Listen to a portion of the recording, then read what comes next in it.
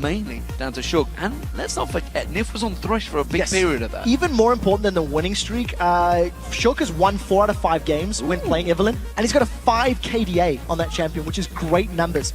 Knowing that Ryze is banned out, I think Alliance are hoping to get their hands on Renekton.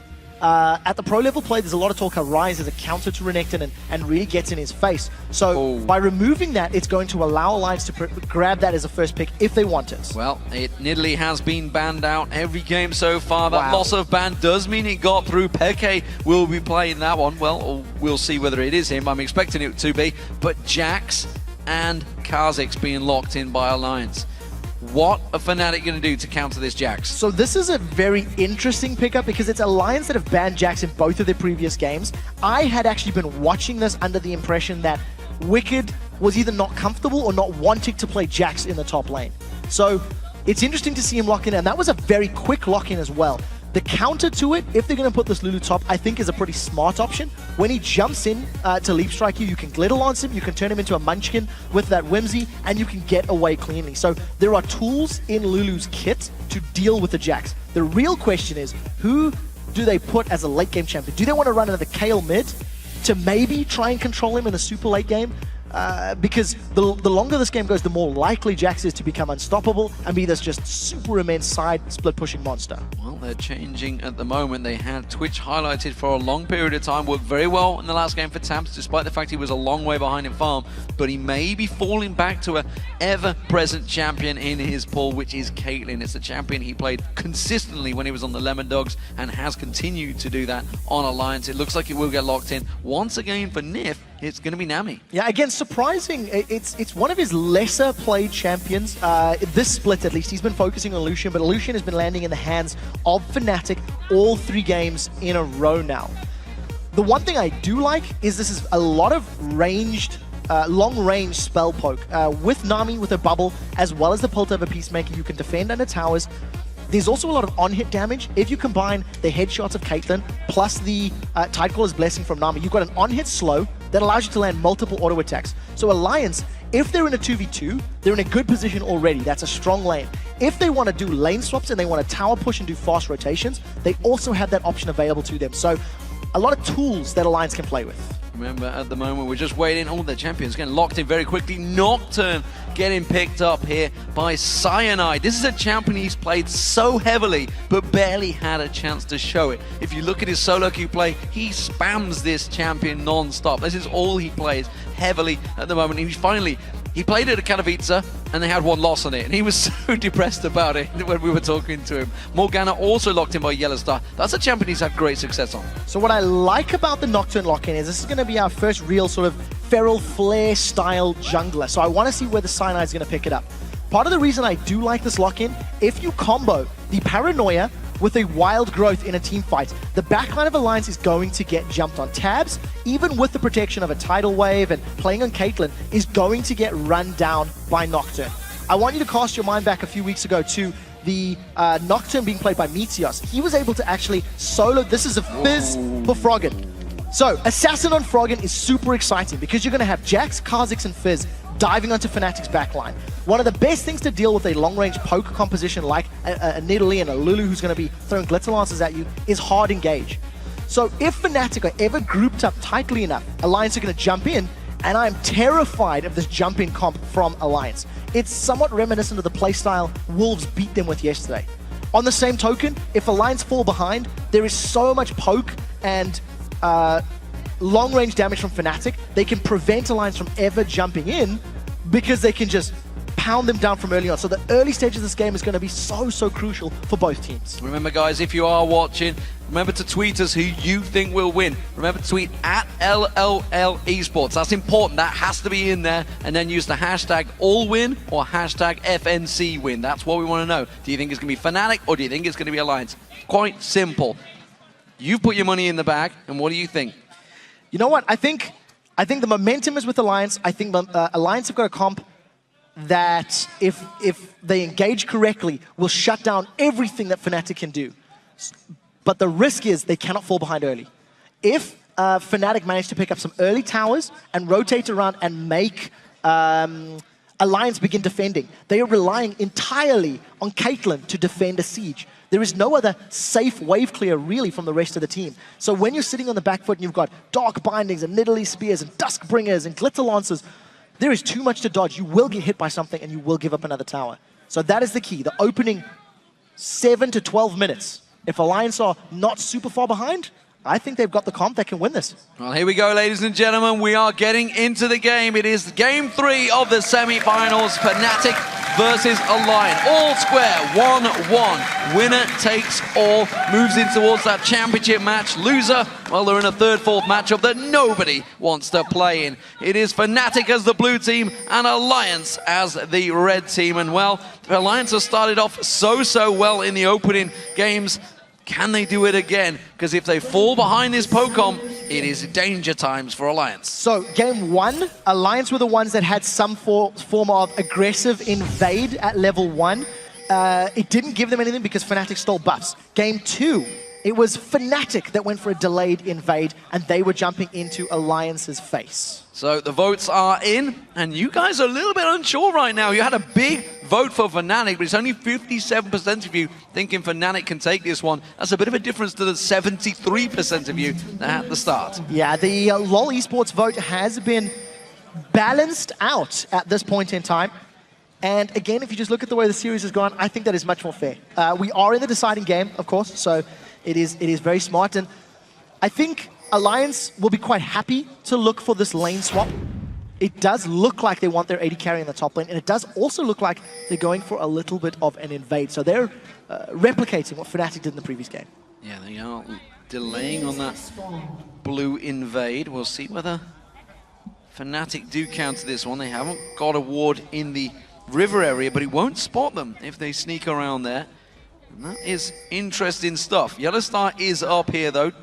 He's going to maybe use his trinket ward, but that won't be up till 2-minute mark, and Alliance will be in his face. He will see them coming, though. He's in that bush. He should be able to get out safe, unless he gets caught by one of those aqua prisons from Nif, who's winding it up there. The spear instead will catch Shook out. Yeah, not a lot of damage, but there are 3 members. Even with the Dark Binding, I think this is just running interference. The fact that Alliance has been denied the buff on an invade immediately gives advantage to Fnatic. They've defended the jungle. It's going to allow Cyanide to get into a pretty good position. But oh, that's great. Oh, very nicely done there. Teleport interrupted. Whimsy being used by Soaz there. He says, see ya, I'm down to the bottom. I'm getting the farm. And he knows he's got himself a clean wave to push against Wicked. Yes, a very good start to the beginning. Fnatic defend their jungle. They interrupt Wicked's teleport. They're going to deny him experience and a little bit of gold for that first level. That is very important for Lulu, who has some tools to deal with the Jax, but I by no means feel that it's a counter to Jax. So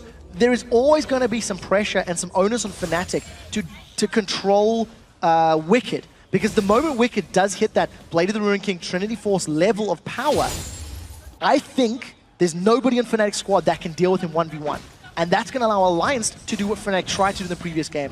Put pressure elsewhere on the map, try to get more towers, and try to get more objectives. Leap Strike being used by Wicked there, but missing that CS. He's still only got 1 to 13 of Soaz. We're also seeing we're not going to have the lane push craziness that we've seen in the last 2 games. The last bunch of games, honestly, in this playoff period, where Fnatic are defending this time in that 2v2 in this top lane. Yeah, and I think whoever gets the first tower will be able to rotate and get more map control. Fnatic want this sooner than Alliance do. I think the longer this game goes, the more I like the engaged power of the Kha'Zix, Fizz, and Jax, because they will get to somebody.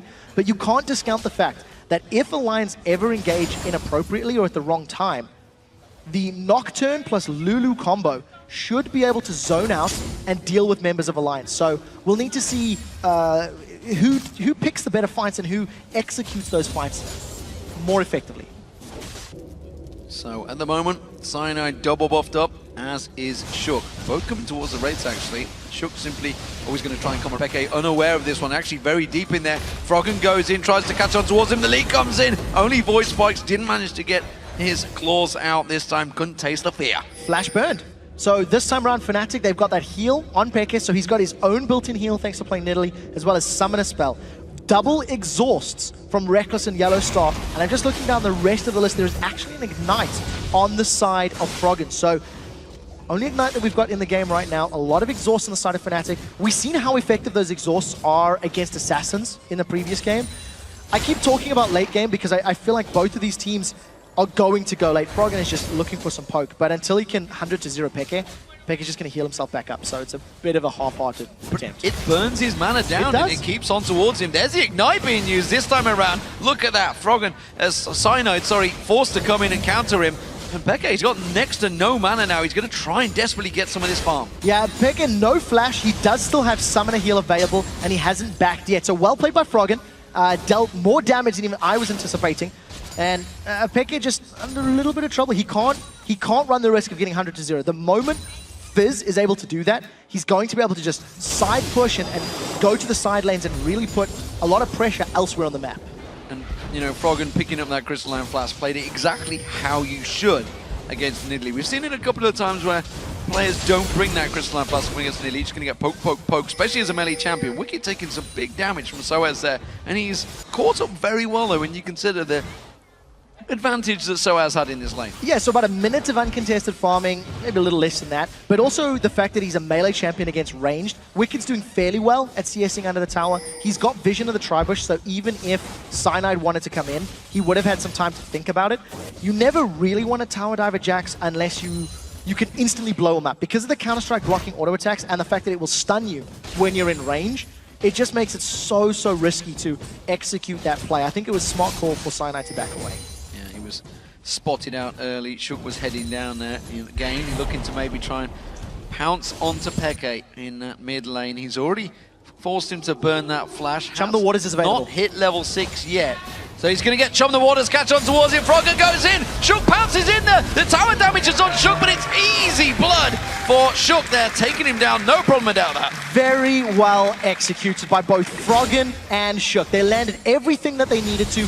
The moment Froggen hit level 6, he instantly took advantage of it. What's even more impressive is that Shook had roamed around the moment that it happened. That gank had been set up a little bit beforehand. Froggen or Shook would have communicated, talking about the levels, talking about Chum the Waters being available, and they synced that up exquisitely. It appears to have been going on so long, I'm starting to miss words out here in my pronunciation. Tab's caught out with a very good Dark Binding there. Reckless doesn't manage to try and counter on it. We'll keep that farm going, and this top lane pairing is staying very even. Bottom lane pairing, well, Wicked is backing away. He's going to have to buy here. He's managed to push a wave up, but Sociais is going to keep that advantage in his top lane. He's going to be around about 20 CS ahead of Wicked by the time he's done here. And he's freezing the lane. At Dark Binding's land, they've caught Tabs. And called him out. They're going to use the exhaust, but the Aqua Prison turns it back around on towards Reckless. Damage still continuing to come down on Tabs, but he's safe for now. I was just about to say, oh, now Peck has been jumped on. In that top lane, as long as Tabs and Nif don't get caught by a Dark Binding,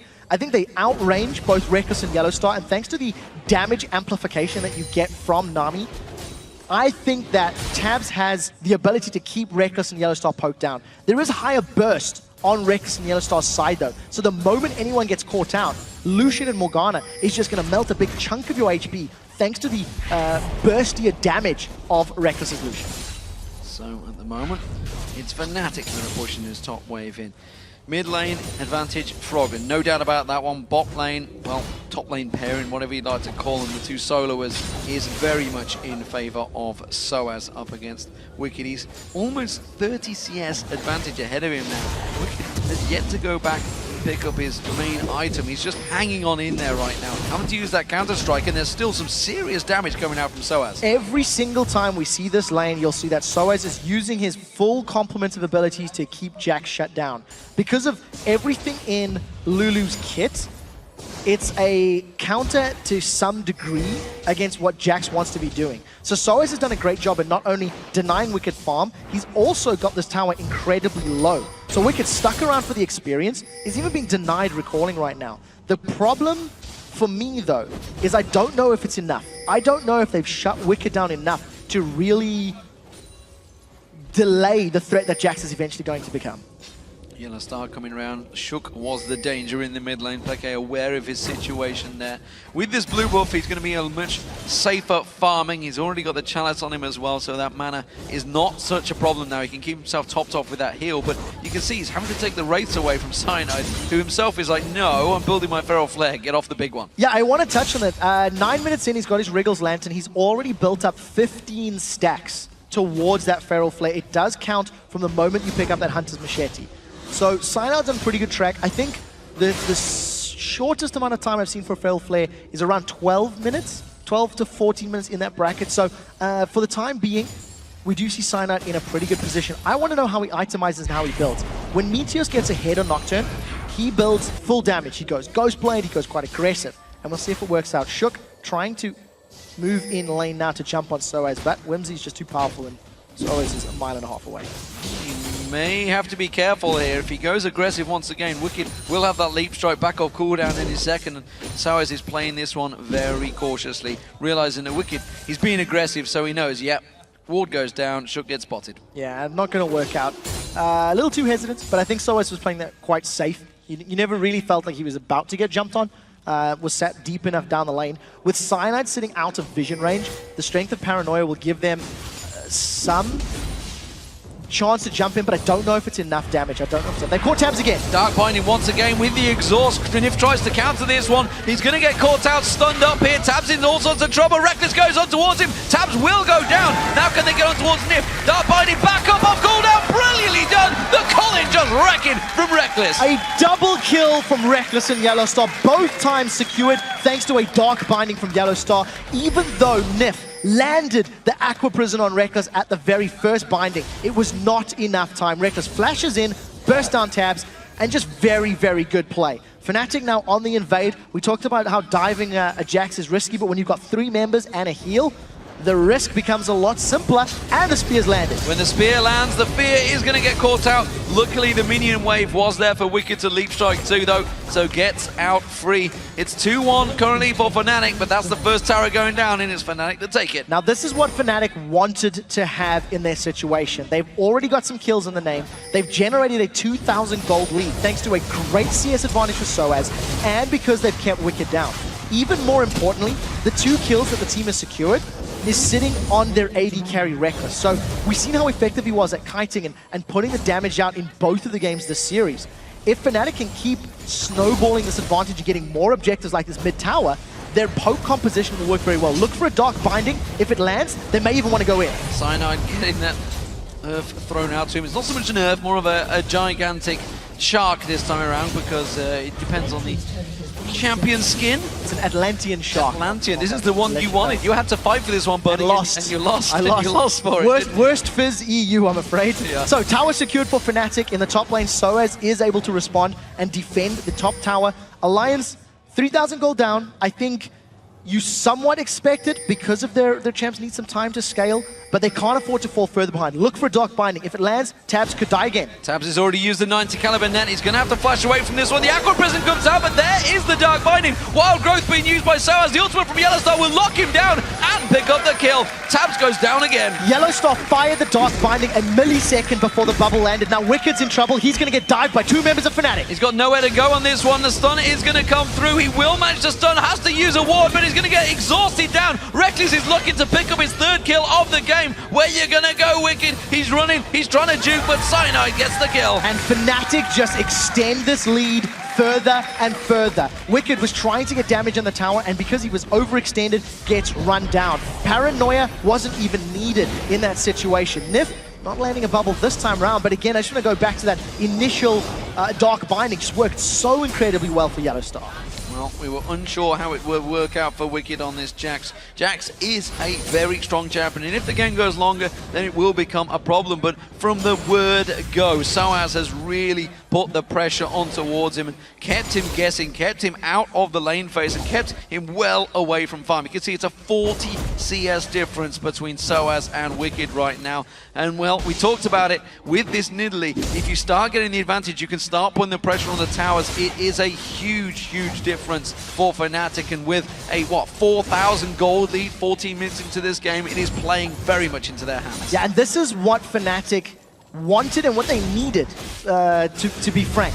Because they can't run the risk of being assassinated, we'll see if Froggen can jump on Reckless. They're going to dive him. They're going to dive in. The counter-strike comes in. They catch on towards him. So Froggen pounces in there. Wild Growth comes out. Reckless is in trouble. He's going to get dropped down, or is he? He tries to get away from it. He's just going to kite them round. But now Soaz, he can clean up. Wicked taken to nothing. They both pounce towards him. Soaz gets one, gets another. Ooh. Oh, Playful Trickster away from the shield. But the spear comes through. Wild Growth comes in. There's the spear from Peke. And it's a 2-for-1 to Fnatic. 2-for-1. And Froggen fired that Chum the Waters a little bit prematurely. There's a Paranoia available from Cyanide, so if he wants to go, he's jumped on Nif. He's diving on towards that support. He's also into trouble and quickly uses that shield to block away. Aqua Prison comes Javelin. down. Nif is going to try and get away. The Javelin comes in once again. And Peke gets himself another. Now, if Fnatic can keep the pressure on, use the gold and the item advantage that they have accrued for themselves to siege under the towers, Alliance will be forced to engage over and over. Because Alliance do not necessarily have the damage to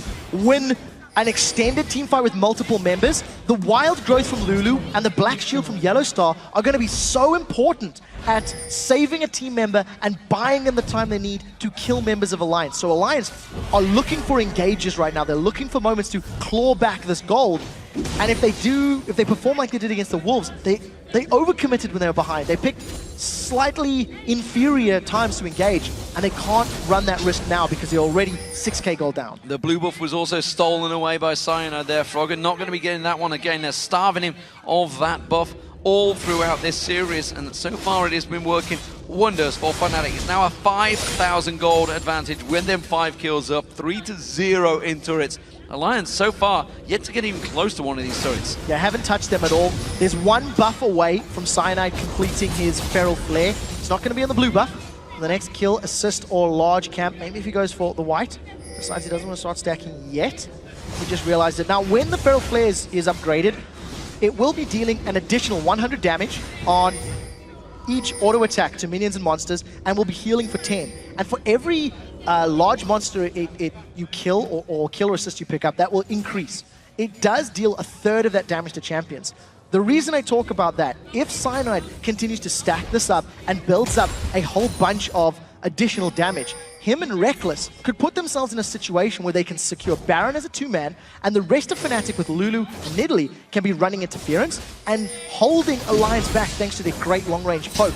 The damage from these spears, not the greatest right now, but there's no death cap completed, there's nothing outside of the needlessly large rod, so Peke is still building himself up. Wicked unable to counter everything Soaz is doing to him right now, and he's on his turret, but Soaz has got the range advantage, just continues to poke on towards him. And you talked about this in Champ Select.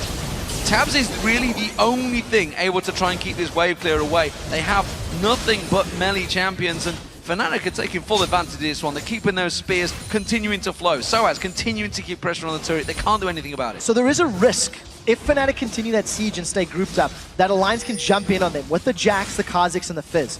One of the added bonuses to having Cyanide playing Nocturne on your team is the moment Alliance do jump in, you throw down Paranoia, you deny their vision. Even if you only reduce a portion of that vision, it gives Fnatic the chance to deal with that all-in, jump at you comp. So I think it's a very smart pickup from Fnatic, from picks and bans. And Fnatic siege their way down, land some spears, they grab their 4th tower of the game uncontested. Yeah, Soaz teleported down to the bottom, you saw it there. He's going to be clearing that wave out, keeping that tower safe. Dragon, that's going to go across to Fnatic. You talked about it a moment ago, the combo of Cyanide and Reckless. Well, you can see it in action right here. They're taking the Dragon down with it right now, and all of the turrets so far have been safe, but it looks like Alliance are finally moving to pick up their first turret of the game. It's going to be Wicked that will take that down, but they've left themselves completely exposed in the bottom lane. Yeah, Fnatic should be able to pick this one up very, very quickly. Tabs is alone, and if he sticks around, he's at risk of being dove. So Fnatic grab their 5th tower of the matchup right now. Just continuing to expand their lead. They've got monumental vision from the top half of the map to the bottom. It's just littered with Fnatic wards. And Fnatic are playing this roam, rotate, siege comp well.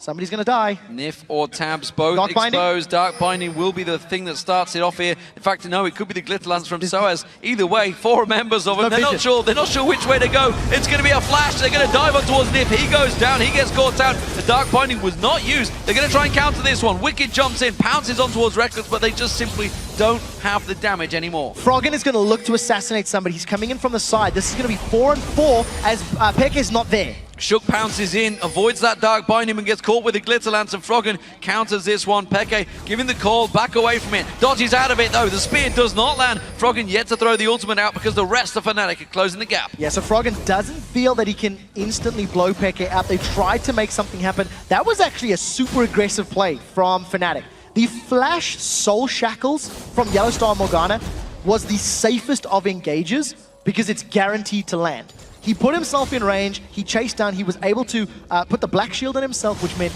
no CC, nothing could interrupt him staying in range of Nif. They get the kill, but I think luckily for Alliance, maybe intelligently, they had repositioned quickly enough to defend the inhibitor turret from being sieged. So at the end of the day, giving up only 1 kill but holding on to their towers, crucially important for Alliance right now. It is a big advantage for Fnatic though. There are 7,000 gold in the lead. Soaz in this top lane has been wrecking Wicked, but now he has to be a little bit more careful. Shook is just off at the side. Reckless is going to face check straight in towards there, uses the ping ward wisely to make sure Shook is away, and Shook does not fancy that. This combo is deadly. There's a lot of damage from Fnatic, and with this big advantage in gold, it gives them a big item advantage as well. You can see Reckless at the moment, a clear Phantom Dancer ahead of Tabs. Yeah, that is really, really big lead. And when you see the rest of Fnatic grouping up in this inner turret, they are just going to keep playing the sleep game. Shook cannot afford eating those javelins. He's poked down and poked out, and Fnatic, they secure another tower. This was the pitfall of Alliance's comp. If they fell behind, it was always going to be next to impossible to defend. And their only safe wave clear is in the hands of Tabs. He was pushing the bottom tower, so he's not even here to respond. Wicked is just going to eat himself spears after spear and Fnatic. If they stick around for another wave or two, they can probably get this inhibitor turret. Yeah, they just shredded over half the hit points off that turret. Wicked so close to catching a full binding there. Alliance are ready to try and go for this one. Froggen laying in wait, has the ultimate and ignite. Oh, but Wicked takes that spear. He's going to have to back to the fountain. Yeah, Fnatic, they've just played this comp so well. From the moment they grabbed the first couple of kills, they've focused the towers, they've not waited. That's the most important thing. This is what Wolves didn't do yesterday. Alliance have started a fight. They're going for it. Cyanide's going to be the focus target, but that Dark Shield comes straight out. They're going to be Wicked jumps in, counter-strikes all 4 members, but he is just left alone, and Fnatic turn straight on him. Froggen has to get out of there. His Tabs catches a spear. That's going to be an inhibitor going down inside 22 minutes. There is not enough damage on multiple members of Alliance to deal with super minions this early in the game. It's going to take such a long investment of time that Fnatic are going to be able to siege up the rest of the map, get more objectives like dragons, reds, blues.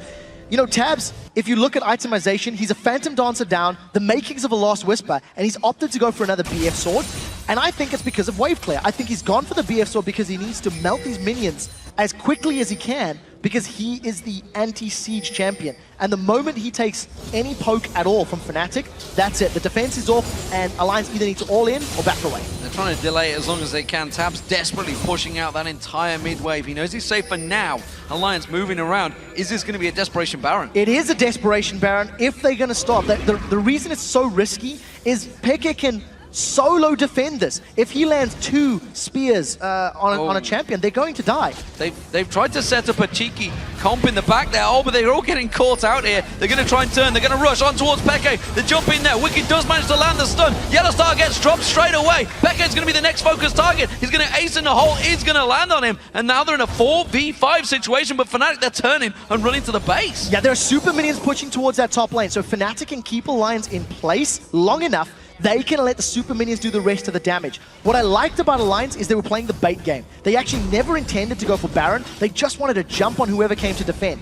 Ooh, so close. But Froggen and Nifl back away, and I think now Tabs is in trouble. Tabs is dead. I don't think he's going to get out of this one. Wims is available. The speed already been used. Wild Growth does not land. The rest of the team try and counter in towards it. Tabs just about surviving by the support of the rest of his team. But it is going to be the middle inhibitor turret going down. Spears continuing to fly. Froggen having to play for Trickster away. And it's another inhib down for Fnatic. Incredible play from Fnatic. They deal with the Baron bait. Even though they lose Yellow Star in the engage, they're able to rotate to the mid lane, grab themselves another inhibitor, and now thanks to super minions in the top and the middle lane, they now have free reign on this Baron. And if Alliance wants to get anywhere near it, they have to get through that onslaught of long-range skill shots.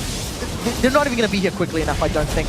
Maybe Shook just as it's going down, but if he eats a spear or a binding, that's it, he's finished. Yellow Star ready and waiting to fire the binding, and he lands with the spear and the calling. Shook in trouble. The heal from Nif just enough. He's going to try and pounce in, but he gets caught by the spear, and now the paranoia comes out. Wicked going to get jumped on the fear. Will send him away from the Fnatic team. Aqua Prison just enough to keep him at bay. Wicked going to get caught out with a slow. Fnatic closing him down. Leap strikes to Froggen. He's trying to run away from this one. There's the ultimate coming out from Froggen.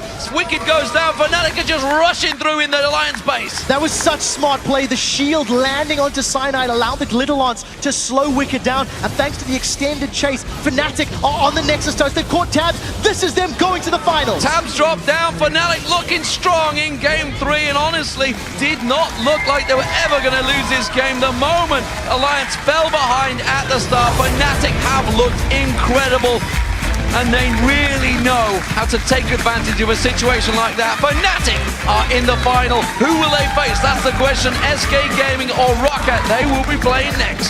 Such a difficult position for Alliance. They lost a ban. If you look at the series, Nidalee was a red side ban. Game 1 was a red side ban game 2.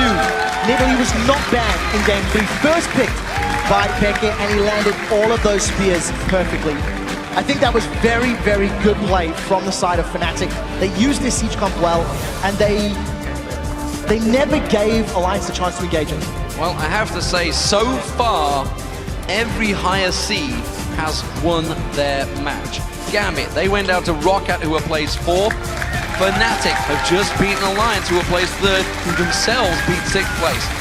Is that an omen? Will it be SK in the final against Fnatic? It's going to be a big match regardless, but Fnatic have shown 3 separate tactics in this best of 3 already. They have so many different tactic styles in their bag. We didn't even see them using the run and ganks tactic. No, they didn't need to. You know, I think when you look at Fnatic's playstyle over this series, they demonstrated an ability to rotate very well. Even in the game they lost to Alliance in game 2, it was actually about Fnatic. They had the first few towers very early on, and then Alliance built themselves back up. Then Alliance were able to control and maintain Fnatic in their control. Game 1 and game 3, it was all about Fnatic. They got a lead, they never let it go, and that was great. 25 minutes to get the Nexus down. There was no hesitation. They had the Siege champions, and they sieged.